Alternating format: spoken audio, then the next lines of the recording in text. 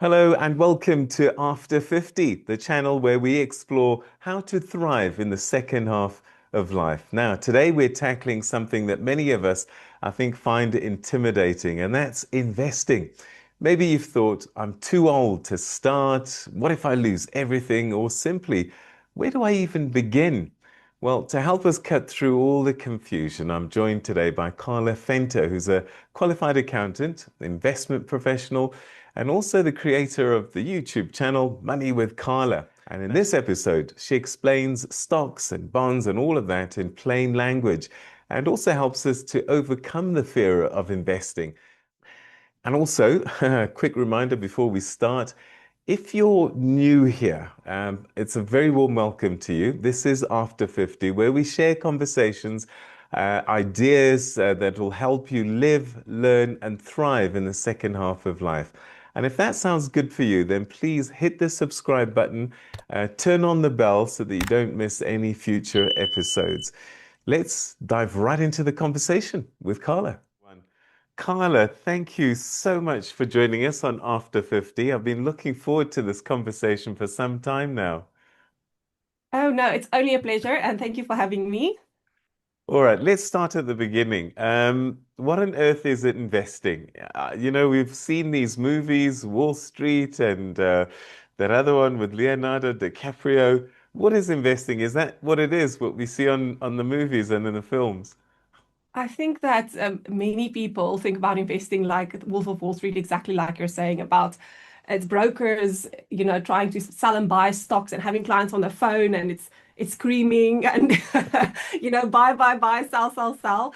But investing is actually definitely not that. Investing in my world is quite simple, quite boring, and it's all about just being consistent.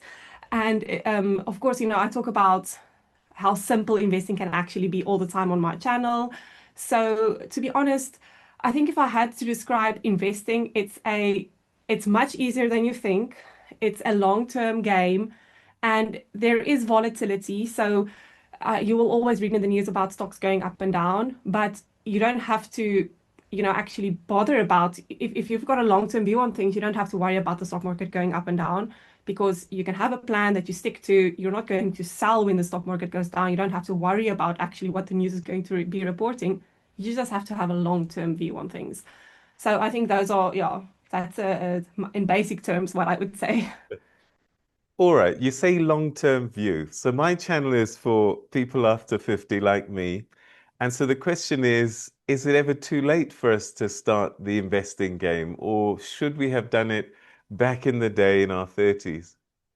So I think that this is actually a question that I get quite often from people 50s and in their 50s and 60s, because a lot of content that you see online, I think, is geared towards the Gen Z because they're much more active on YouTube and active on Instagram. So a lot of the content on there is for them. But I definitely don't think I would honestly say it's never too late to be smart with your money and never too late to start investing. Of course, you have to be smart about what you're investing in. I would never say, you should buy crypto meme coins or something that's going to promise to make you rich quick. So you have to be careful because I think it's if people have never invested before 50 and they're starting in their 50s, then sometimes they tend to have this feeling that they need to catch up very quickly. And this is when they can easily fall for scams where people promise crazy returns and then they lose a lot of money like that. So I would say, obviously be careful. Make sure that you're working with providers that are licensed and that are trusted and that you can read reviews of and that you can actually call someone and verify them. Don't fall for anything on Facebook or WhatsApp or Telegram or Discord, whatever people are, trying to scam. It's actually quite crazy what you see out there.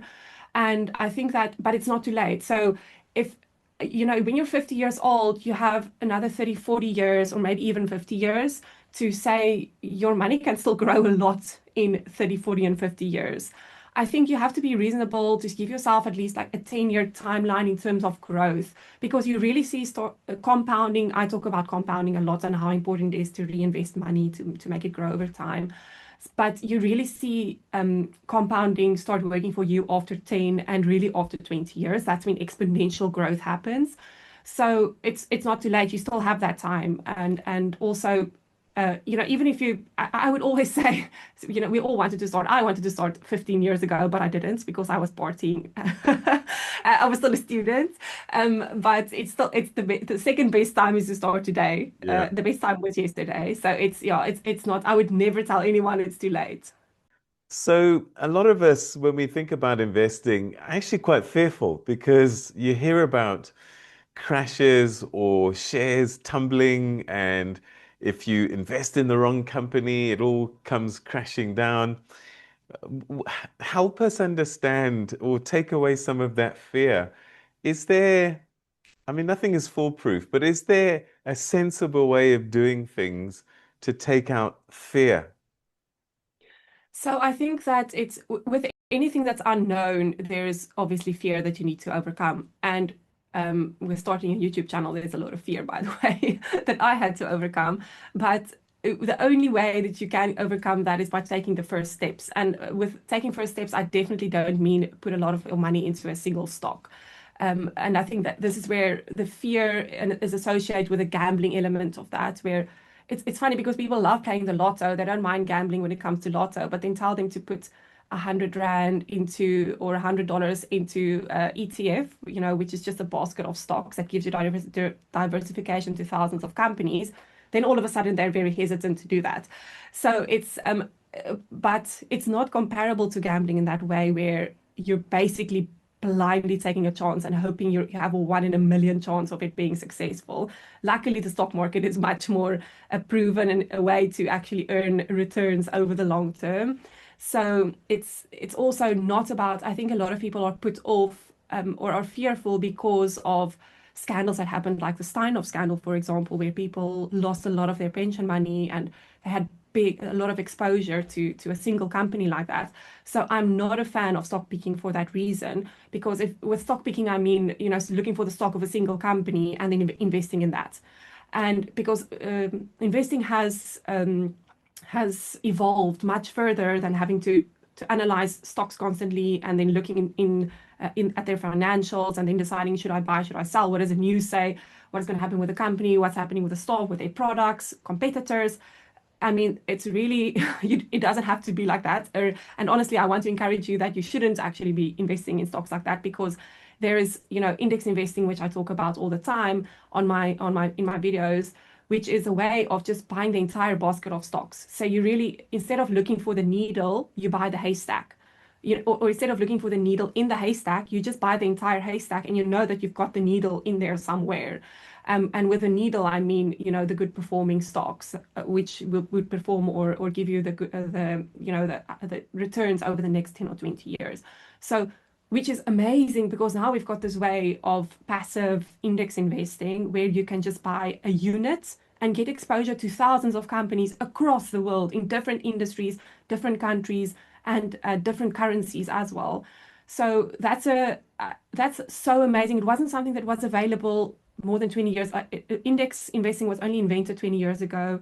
It became much more popular over the last 15 and over the last 10 years because now that we have enough time to look at returns, we can see that index investing outperforms active funds that do stock picking, and also that it's really hard to outperform the index as a stock picker yourself.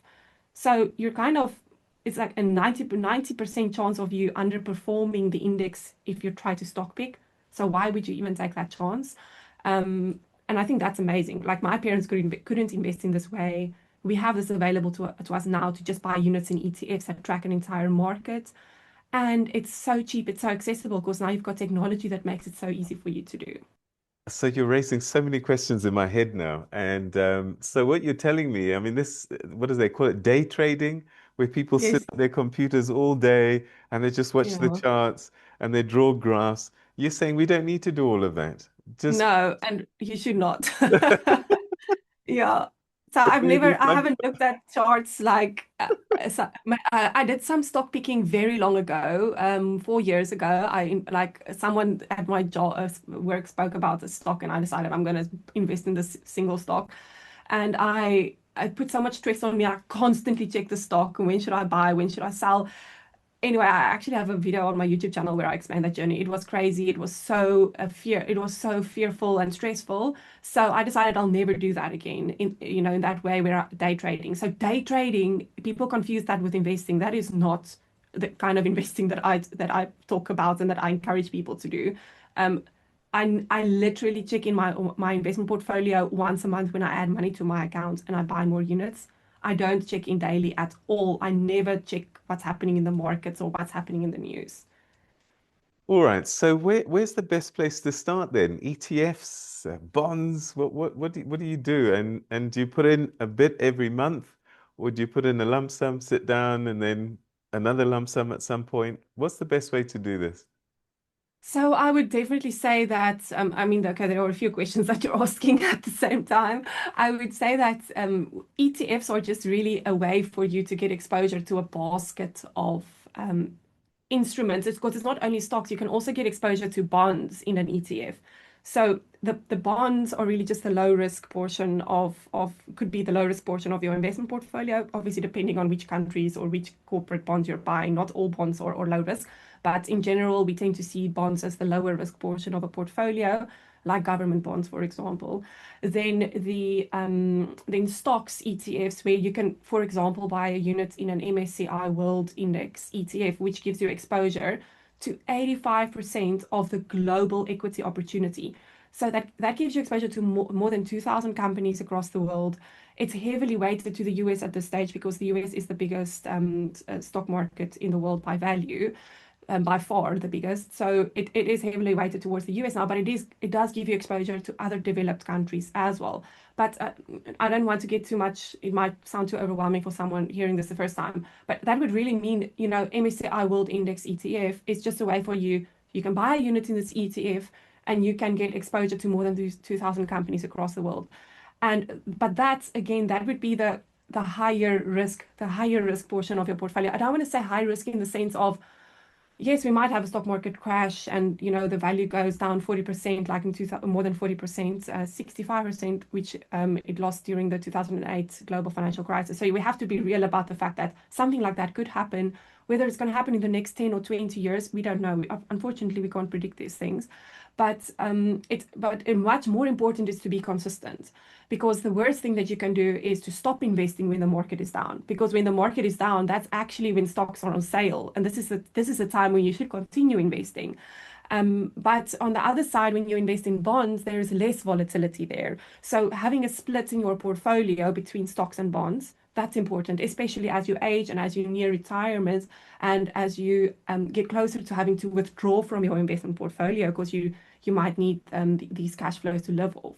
So then you want to make sure that you've got a decent split between low risk and high risk investments in your portfolio.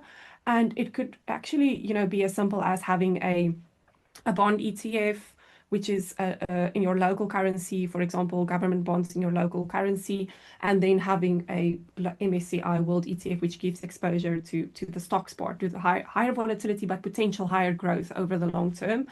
And it can actually be as simple as that, but we tend to be too overwhelmed, and you think it has to be more complex than that. It's not as simple, but it can really actually be that simple. Okay, so let's say I've turned the clock back. I'm 40 and I've got maybe 20 years worth of work left.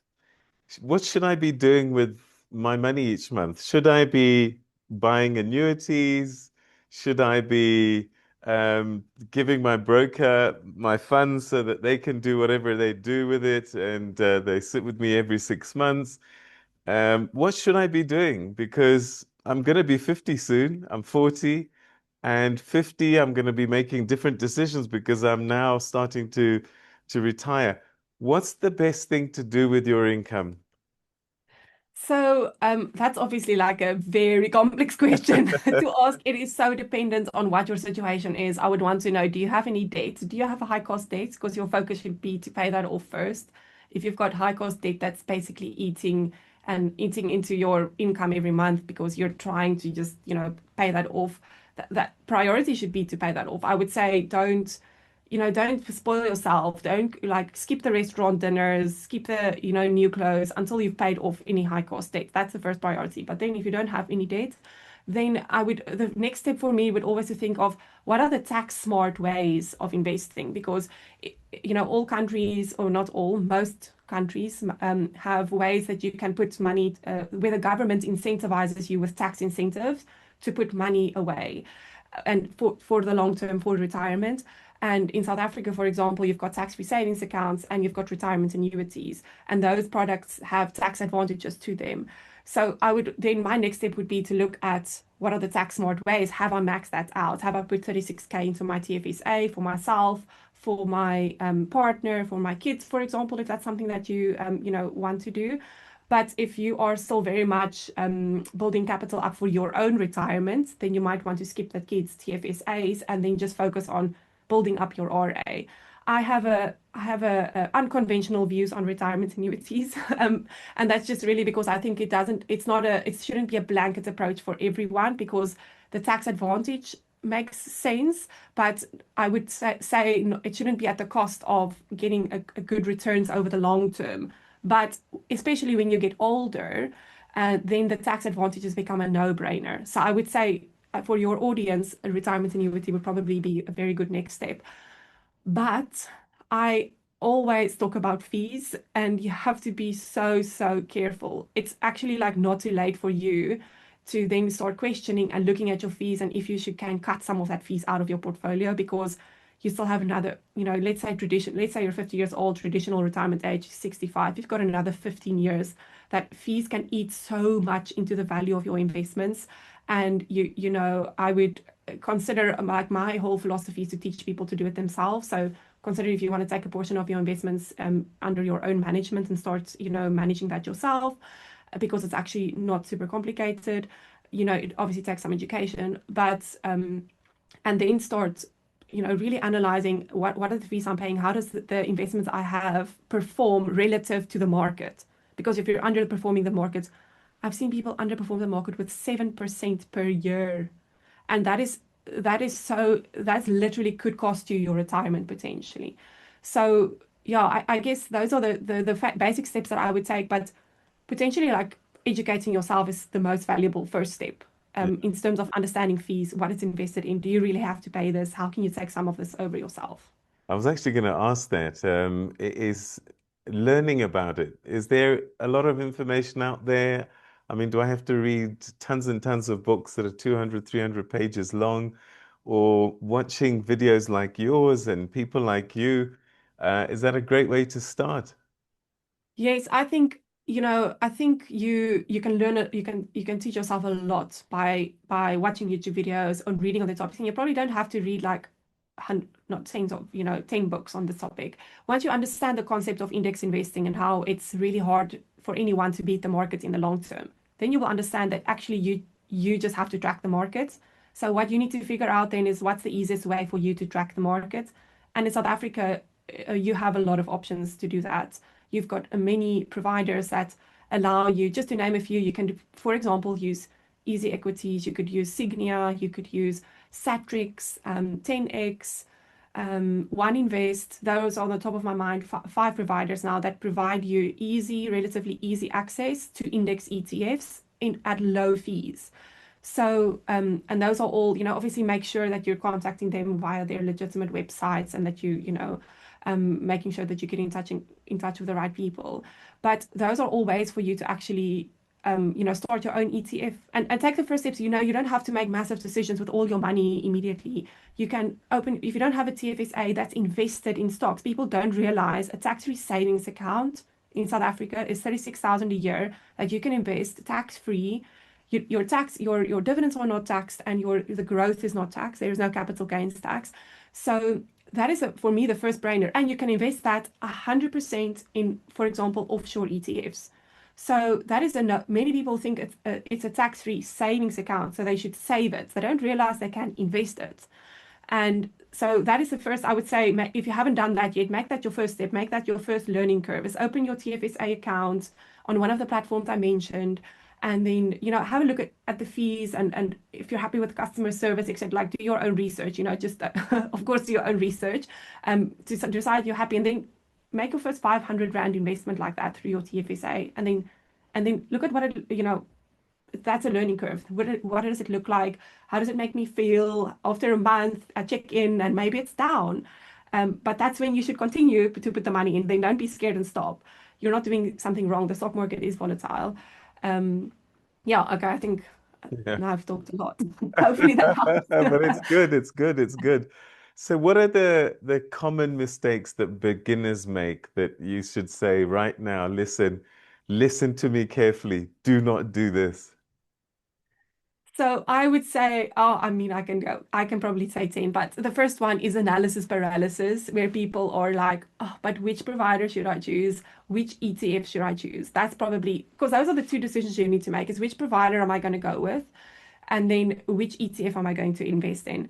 And then if you want just a global ETF, for example, like an MSCI index, MSCI World Index ETF, which gives you exposure to developed markets, stock markets, then you will see many different ones. There are 5 different ones, and people don't know which one to choose. So look at the total expense ratio. So this is now a little bit of a technical jargon, but total expense ratio is a fee on the fund. It's TER for short, and that will help you identify the lowest fee one. But it is quite a competitive space, so the fees are not out of line. They're between 0.35% and 0.69% typically. So that's like the fee range that you can play in that space. So don't worry too much. Like just get started with the first one and you don't have to buy all 4 of them. They all do the same thing. So just buy one unit in one of those ETFs, and then with time educate yourself. Don't wait until you know everything before you start. Just get started with 100 Rand, whatever you're willing to. If you're going to spend something at a restaurant the weekend, skip that meal and just put that money into your first ETF, and then see what you're learning. Open the account is potentially the biggest step, because that's some admin. You need to give your like ID number and your tax number and stuff. But yeah, I think that's probably analysis paralysis. And what other the mistakes that I see is like analysis paralysis, where people just don't do anything because they don't know what the next step. And then what is the other mistake I see? The other thing is people tend to compare ETFs. Like if you're looking for your MSCI World Index ETF, for example, the first one that you want to buy, then people tend to look at the price of the unit. And actually, that's completely irrelevant, because that is just a slice of the pizza. So the more expensive the unit is, the bigger the slice of the pizza that you're getting. And the cheaper the unit, the smaller the slice of a pizza, which would mean you need to buy 2 slices of this one to get an equal amount of pizza compared to a more expensive one. So that's the irrelevant part. The relevant part is the total expense ratio that I mentioned before. Okay. The other thing, I mean, I'm very old school, and I was always taught invest in something you can put your hands on. So, do I buy property and rent it out, or do I buy shares on the stock market? Maybe even a property fund. I don't know. What's your take? So I think that I've I have a lot of experience with property investing. I worked for a big real estate fund in the UK. We had a 600 million pound property portfolio that we managed. And I've really come to, I used to be a very pro property investor, by the way. I also managed for family property investments in South Africa. So I have a very good understanding what it feels like to be a property investor, how tangible it is, as you mentioned, but also what the returns are, the nightmares that tenants can be. And it's actually not as sexy as it seems. I, for me personally, I've completely converted to stock market investing. I would not make property investments unless it is, something that I want to live in, or not that I would call that an investment, but that's a lifestyle asset. But I would say that, maybe I want to, in Hermanus close to the golf course, get a house because I love that golf course. Then maybe I would buy a property, but it's definitely not going to be for, because I think it's going to provide good returns, or it's going to, help me build a lot of wealth in the long term. I think it is unfortunately a thing that's, it's hard for me to convince people otherwise that are hardcore property investors, because it is a tangible asset, and they're like, but I can't see my shares. I don't know, I've got my Google stocks on my brokerage account, but I don't know what they're doing. I think first realize that actually when you buy units in an ETF, you use a lot of those companies daily. You're using Microsoft, you're using Apple, you're using Netflix. You use all of those companies daily. Why would you not want to own a stake in them? That's the first thing I'm going to say.